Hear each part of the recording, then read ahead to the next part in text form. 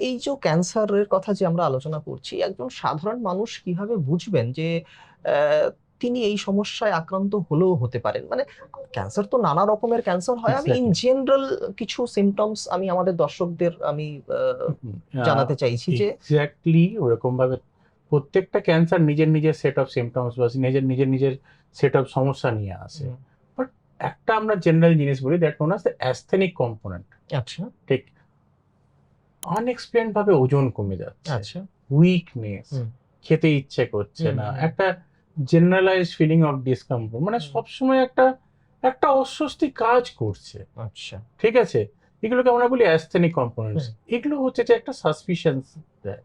এছাড়া হচ্ছে যে শরীরের কোনো জায়গাতে বা কোনো কোনো গাঁট বা কোনো কিছু জায়গা যদি অস্বাভাবিকভাবে বাড়তে শুরু করেছে, হুম, কোনো জায়গাতে কোনো স্কিনের মধ্যে কোনো একটা ধরুন র্যাশ বা কোনো কিছু আছে যেটা বহুকাল ধরে ছিল, হুম, সেটা সাডেনলি এখন হচ্ছে যে কালার চেঞ্জ হচ্ছে বা আচ্ছা বেড়ে যাচ্ছে, আচ্ছা আচ্ছা, বা এরকম হচ্ছে যে sudden out of normal things. Hmm, আমি কিছুদিন আগে একটা অপারেশন করলাম, একটা হুম, হুম, রুগী পেয়েছিলাম, তার হচ্ছে টেস্টিসের পাশে এক ধরনের টিউমারের মতন হয়েছে। টেস্টিসের পাশে, হ্যাঁ, আচ্ছা, 3 বছর ধরে সে সেটাকে ও দেখেছে, মাই গড, বুঝেছে, ফিল করেছে, হ্যাঁ, কিন্তু সেটা নিয়ে কোনোদিন ডাক্তারের কাছে যায়নি। চিন্তা করো, লজ্জা পাচ্ছে, হুম, ভাবছে যে ডাক্তারের কাছে গেলে সে দেখাতে হুম, হবে। হুম, হুম, এই 3টে বছর ধরে সে নষ্ট করে যখন আমার কাছে আসছে, সে তখন বলছে যে গত 1 মাস ধরে সাডেনলি নাকি তার একটু ভালো রকম ব্যথা যন্ত্রণা করছে। আচ্ছা, যখন আমরা এমআরআই করে দেখছি,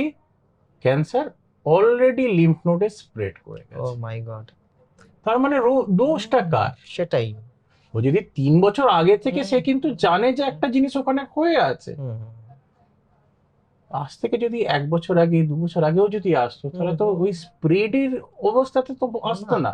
আর ক্যান্সার তো সত্যি কথা বলতে এখন চিকিৎসা যোগ্য, অবভিয়াসলি, হ্যাঁ, অবভিয়াসলি। মানে এখন মানে আগে যেটা ছিল হুম, যে ক্যান্সার হয়ে গেল মানে লোকজন ধরে হুম, নিত যে আর করার মতন কিছু নেই, হ্যাঁ, কিন্তু এখন যেরকম ভাবে অপারেশনের ডিফারেন্ট মানে প্রসিজার্স হচ্ছে যে অ্যাডভান্স করেছে, ল্যাপ্রোস্কোপিক সার্জারি এসলো, হুম, তারপর হচ্ছে যে আমরা এখন রোবোটিক সার্জারি পর্যন্ত হুম, করছি, এছাড়াও হচ্ছে যে কেমো রেডিয়েশন ইমপ্রুভ করেছে, হাই প্যাক এসছে, হুম, পাই প্যাক এসছে। হুম, হুম, তো হচ্ছে যে even advance cases of cancer সেখানেও ট্রিটমেন্ট কিন্তু সম্ভব।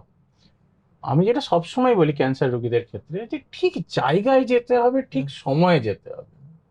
আমি জানলাম, আমি জাস্ট হুম, কিছুদিন আগে আরেকটা হুম, অপারেশন রিলেটেডই কথা বলছি, পেশেন্টের স্টোমাক ক্যান্সার। আচ্ছা, 3 মাস আগে লোকটি জেনে গেছে যে তার স্টোমাক ক্যান্সার আচ্ছা, কনফার্ম। আচ্ছা, 7 মাস আগে থেকে তার কষ্ট হওয়া শুরু হয়েছিল। আচ্ছা, 3 মাস ধরে, লাস্ট 1.5 মাস, মানে গত 1.5 মাস ধরে সে হোমিওপ্যাথি আর ন্যাচুরোপ্যাথি এইসবের মধ্যে গেল। যখন কিছুদিন আগে আমার কাছে আসছে, তখন অলরেডি ক্যান্সার স্প্রেড করে গেছে, পেটের তাহলে মধ্যে জল মানে জমছে, মানে লিভারে স্প্রেড করে গেছে। আমরা শুধুমাত্র প্যালিয়েটিভ সার্জারি করে রেখে দিতে পারলাম। অথচ সেই মানুষটি যদি আগে আসতেন অবভিয়াসলি।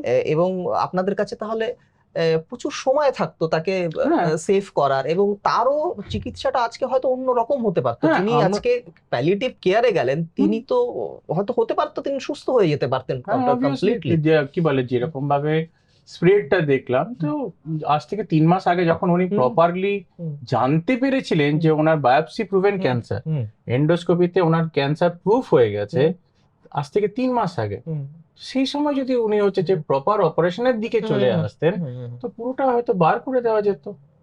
তা আমরা কেমো রেডিয়েশন হচ্ছে যে জিনিসপত্রগুলো দিলে আমাদের এই এই জিনিসপত্রগুলো। অনুষ্ঠানগুলির মানে মাধ্যমে আমরা সবসময় দর্শকদের অ্যাওয়্যার করার চেষ্টা করি যে যে এই যে ধরুন তার হয়েছে আপনার টেস্টিস, যার লাম্প হয়েছে বা টিউমার হয়েছে, বা এই যে ভদ্রলোকের কথা আপনি বলছেন, যে প্রপার জায়গায় আপনারা যান, এক্স্যাক্টলি। এবং যে কারণেই আমাদের এই অ্যাওয়ারনেস গুলো। আজকে ভাবুন, তিনি যদি সময়টা নষ্ট না করতেন, হ্যাঁ, 7টা মাস হুম, বা 3টে মাস যদি আপনি সময়টা নষ্ট না করতেন, তাহলে হয়তো আজকের ছবিটা একটু অন্যরকম হতে পারতো। অবভিয়াসলি। আমি তো হ্যাঁ, সেটা হুম, সবসময় হুম, বলি যে হচ্ছে যে আপনার খরচ নিয়ে হুম, সমস্যা থাকছে, হুম, হতেই পারে। হুম, সবাই হচ্ছে যে হুম, হুম, একদম হুম, অ্যাফ্লুয়েন্ট হুম, ফ্যামিলি থেকে হুম, আসছে তা হুম, নয়। হুম। সেটার জন্য তো গভর্নমেন্ট মেডিকেল গভর্নমেন্ট, কলেজগুলো তো আছে, একদমই তাই, যাওয়াটা হ্যাঁ, দরকার। যাওয়াটা দরকার।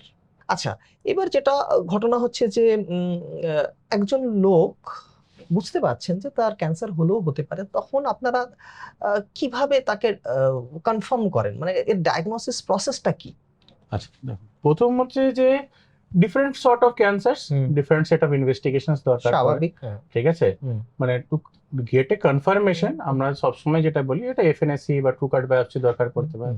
কিন্তু কিছু কিছু ক্যান্সার আছে যেখানে আবার হচ্ছে যে এইরকম হচ্ছে বায়োপসি করা যায় না, গল ব্লাডার ক্যান্সার বা টেস্টিসের ক্যান্সার, হুম। সেখানে আবার বায়োপসি করা যায় না, সেখানে হয়তো আমাদেরকে এমআরআই করতে হলো বা পেট স্ক্যান করতে হলো, যে এগুলো দেখেই আমাদেরকে কনফার্ম হতে হয় যে কতটা কি অবস্থা, খারাপ অবস্থা না ভালো অবস্থা, এরপরের কি চিকিৎসা করা যাবে, অপারেশনের স্টেজ আছে কিনা, বা ডিরেক্টলি আমাকে কেমো দিয়ে পরে অপারেশন নিয়ে ভাবতে হবে। তো দিস আর দি রিপোর্টস, এগুলো দিয়ে এটা ডিপেন্ড করে যে আপনার কি কি ধরনের ক্যান্সার হয়েছে, হয়েছে। কোথায় মানে হয়েছে, এমন নয় যে কিরকম আপনার status। সবসময় বায়োপসি করতেই হবে, না, মানে এক্স্যাক্টলি, ডিপেন্ড করবে যে আপনার ক্যান্সারটা কোথায় হয়েছে হ্যাঁ, এবং কি ধরনের ক্যান্সার, তার একদম। উপরে ডিপেন্ড করবে। ডেফিনেটলি।